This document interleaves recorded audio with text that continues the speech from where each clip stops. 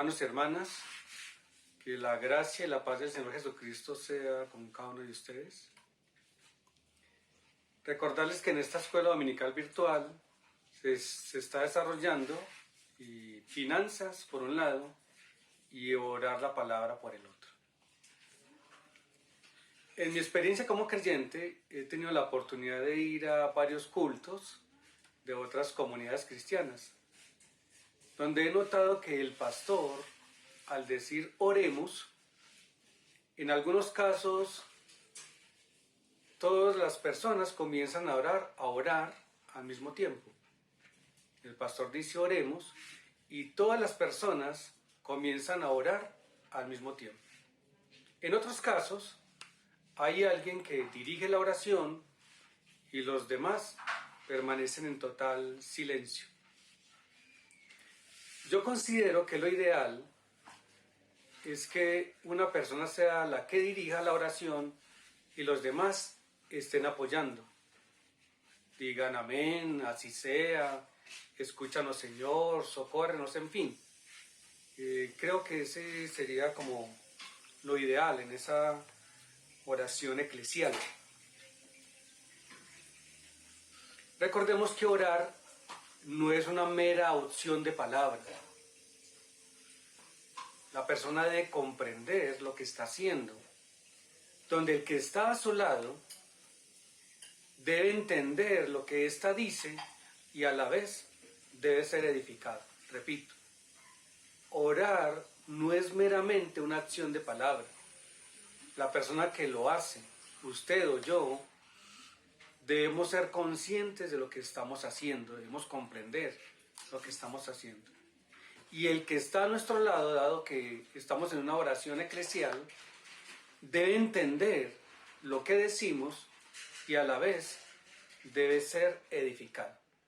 Quiero que veamos esta realidad en las Sagradas Escrituras. Y por favor vayamos a la primera carta de los Corintios, capítulo 14. Primera carta a los Corintios, capítulo 14. La iglesia de Corinto era una comunidad cristiana que presentaba varias problemáticas y tenían varias inquietudes, donde ellos le escriben al apóstol Pablo cómo resolver tales situaciones. Entonces, esta carta es una respuesta a esas inquietudes, a esas dudas, a dichos problemas. Era una iglesia con gran cantidad de dones, pero requerían por parte del apóstol claridad de cómo manejarlos, dado que estas manifestaciones del Espíritu es para el provecho de los demás. Entonces, veamos lo que dice el pasaje. Primera carta a los Corintios, capítulo 14, versículo 1 en adelante. Dice así la palabra del Señor. Empeñense en seguir el amor y ambición en los dones espirituales, sobre todo el de profecía. Otra cosa que hace aquí el apóstol es volver a hacer énfasis que por encima de los dones está el amor entre hermanos. Y eso está conectado con lo que dijo Jesús. Por el amor serán conocidos que son mis discípulos. Por encima de las manifestaciones del Espíritu Santo que recibimos para el provecho de los demás, debe estar el amor. Dice el apóstol, versículo 2, porque el que habla en lenguas no habla a los demás, sino a Dios. En realidad, nadie le entiende lo que dice, pues habla misterios por el Espíritu. En cambio, el que profetiza, habla a los demás para edificarlos, animarlos y consolarlos. El que habla en lenguas se edifica a sí mismo, en cambio el que profetiza edifica a la iglesia. Yo quisiera que todos ustedes hablaran en lenguas, pero mucho más que profetizaran. El que profetiza aventaja al que habla en lenguas, a menos que éste también interprete, para que la iglesia reciba edificación. En el caso de estos dones, el de hablar en lenguas y el de profetizar, ambos escuchan la voz de del creyente. Solo que en el de hablar en lenguas se está edificando a sí mismo, mientras que el de profecía está edificando, está consolando, está animando a la iglesia. Y Pablo dice, pues realmente es más importante el de profecía, porque con él se está edificando la iglesia, mientras que el otro, pues son misterios del Espíritu, que se hablan por el Espíritu, y es una edificación a sí mismo. Dice el apóstol en el 6, hermanos, si ahora fuera a visitarlos y les hablara en lenguas, ¿de qué les serviría menos que les presentara alguna revelación, conocimiento, profecía o enseñanza? Es decir, hablar en lenguas solo es pertinente cuando se interpreta lo que se dice en ese hablar. Si no es el caso, entonces es mejor que no se haga. Dice el versículo 7. Aún en el caso de los instrumentos musicales, tales como la flauta o el arpa, ¿cómo se reconocerá lo que tocan si no dan distintamente sus sonidos? Y si la trompeta no da un toque claro, ¿quién se va a preparar para la batalla? Así sucede con ustedes. A menos que su lengua pronuncie palabras comprensibles, ¿cómo se sabrá lo que dicen? Será como si hablaran al aire. Entonces aquí Pablo da una ilustración donde dice que cada instrumento da un sonido y esos sonidos que producen apuntan hacia algo. Yo tuve la oportunidad de prestar servicio militar y el toque de la trompeta es fundamental porque dependiendo del sonido que se emita, pues llama la atención para hacer determinada acción. Entonces, en un caso es para que los soldados se levanten y se bañen y bueno, emprendan el día. En otro caso es para formar y acudir las instrucciones del comandante.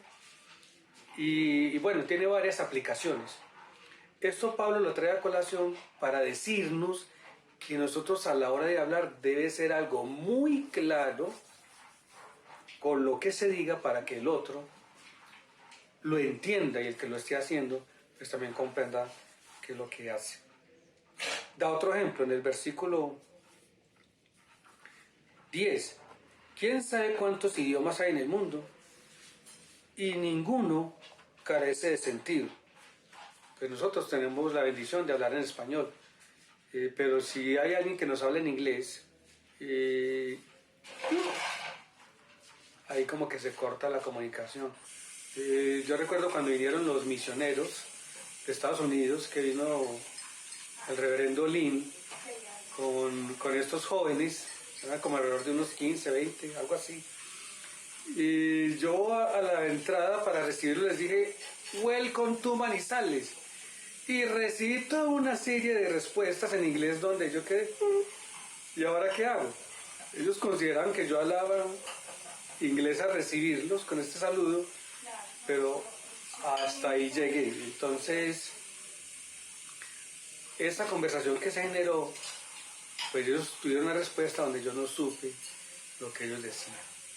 Este ejemplo que trae el apóstol es para una vez más hacer énfasis de que yo a la hora de hablar debo ser muy claro con lo que diga para que el que está a mi lado entienda lo que yo estoy diciendo y a la vez sea edificado.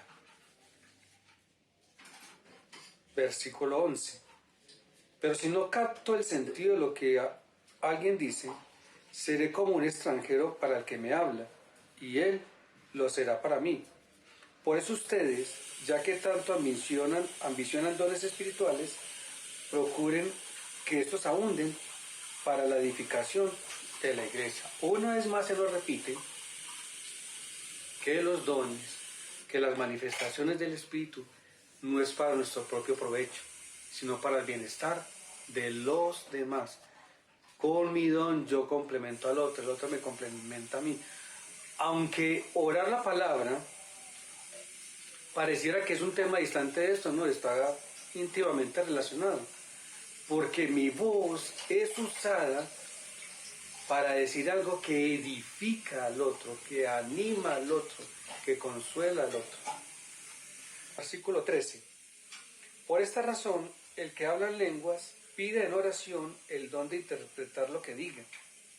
Porque si yo oro en lenguas, mi espíritu ora, pero mi entendimiento no se beneficia en nada. ¿Qué debo hacer entonces? Pues orar con el espíritu, pero también con el entendimiento. Cantar con el espíritu, pero también con el entendimiento. Entonces, aquí Pablo está diciendo, si yo voy a orar en lenguas, que es algo que me edifica a mí, debe haber una interpretación, una comprensión de lo que yo estoy haciendo. De lo contrario, no tiene sentido. Y me parece que nosotros como iglesia en esta parte pues hemos sido muy ordenados, donde no es que se haya callado a la gente para que lo haga, sino que tenemos la claridad por la escritura de que si lo vamos a hacer, hay ya alguien que interprete. Si no hay alguien que interprete, pues sencillamente la escritura dice que nos quedemos callados. De ahí la importancia de que el apóstol hable de lo que hace el don de profecía. Porque el don de profecía exhorta, muestra cuál es el mejor camino a seguir según la voluntad del Señor.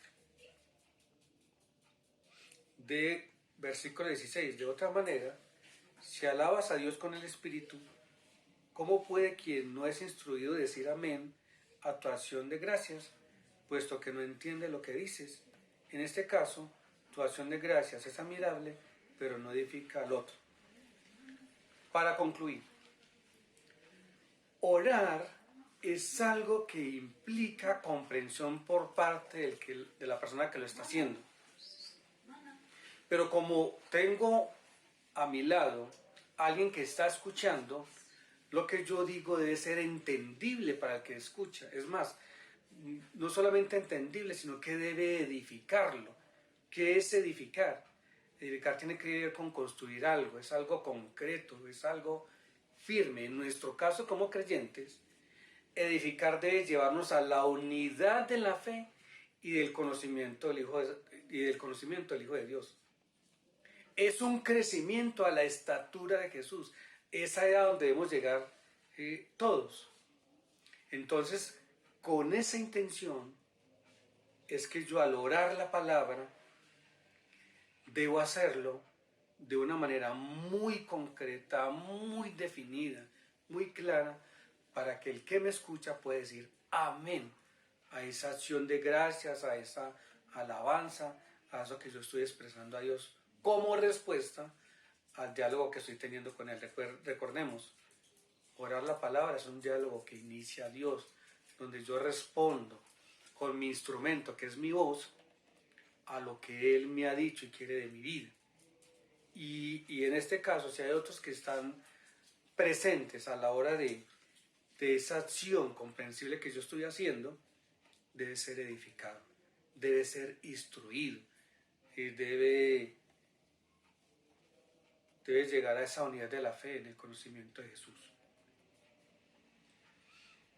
Bien, hermanos, eso era lo que quería comunicar hoy. Entonces, oremos para darle gracias por la manera en que el Señor nos ha llevado no solamente a mirar que la oración, a través de ella Dios corrige nuestras vidas, sino que también a través de ella yo debo ser muy consciente, como iglesia debemos ser muy conscientes que al hacerlo debemos edificar a nuestros hermanos y hermanas. Padre, te agradecemos, porque al igual que la iglesia de Corinto, también nosotros, Señor, necesitamos dirección y corrección en un área tan importante, tan primordial, tan trascendental, como es el orar la palabra, Señor. Gracias te damos, bendito Señor, porque hoy tenemos la plena certeza de que es un diálogo que tú inicias. Y en nuestra respuesta, esa voz audible que expresamos, Señor, es algo que se da como comprensión de lo que tú nos dices, como la claridad de saber tu perfecta voluntad para nosotros, de comprender tu plan para nuestra vida y corregir el nuestro. Y en esa acción, Señor, de responder a esa conversación que iniciamos con tu palabra, también tú nos llevas, Señor, a que pensemos en el que está a nuestro lado, que sea edificado, que sea instruido. Y, Señor, ayúdanos a tener ese pensamiento maduro como el del apóstol. Es mejor hablar 5 palabras comprensibles en la iglesia que no 10.000, que no se entienda lo que se dice o para quién se dice. Así pues, Señor, que muchas gracias, porque realmente orar la palabra debe ser algo que debe ser presidido por la Escritura, donde nuestra respuesta conlleva una acción que es comprendida del saber cuál es tu voluntad, pero que edifica a nuestro hermano. Gracias, Señor, por pastorearnos, pero realmente sí requerimos que tú nos perdones porque muchas veces hacemos las cosas a nuestra manera, en nuestra sabia opinión y no es así. Y orar es tan precioso, debe ser algo tan preciado para nuestras vidas, pues ella es la que genera cambios en nuestro actuar, en nuestro pensar, en nuestro accionar, Señor. Así pues que muchas gracias, bendito Señor, por capacitarnos, por edificarnos a través de este tema y que tú, Señor, nos ayudes en este texto de Lucas 11 que hemos estado mirando en este tiempo. Tú nos ayudes, Señor, a comprenderlo, a estudiarlo, a asimilarlo, para poder ponerlo en práctica, Señor, y nos vamos haciendo tu voluntad y desechando aquello que no es tuyo. En Cristo pues damos muchas gracias. Amén. Hermanos, Dios los guarde. Hasta pronto.